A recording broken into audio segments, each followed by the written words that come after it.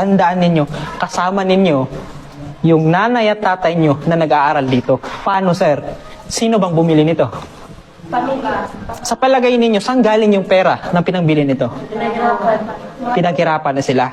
So, ibig sabihin, every time na magsusulat kayo sa notebook ninyo, every time na mayroong tao sa harapan ninyo, makinig kayo. Kasi yung pinagharapan ng parents ninyo, hawak-hawak ninyo, kasama nyo sila. But by doing your best, kahit papano, yung pinagpaguran nila, na pinangbili nila nito, yung bagong bag, yung bagong sapatos, minsan nagagalit pa kayo kasi wala kayong ganito. Please, huwag kayong magalit sa kanila. Kasi gusto nilang ibigay lahat ng gusto ninyo. Kaso nga lang kulang din yung pera nila. So please, hindi ko sinasabing obligasyon nyo na gumanti sa parents ninyo. Ang tanong ko, mahal nyo ba parents niyo? Yes, Lord.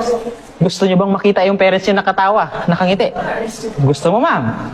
Tama? So please always remember na pag nandito kayo sa loob nito, lalo na sa klase ko, do your best. Hindi ko sinasabi talaga na maging perfecto kayo. Na pinakamatalino, ang pinakagusto ko lang, gawin nyo yung best ninyo.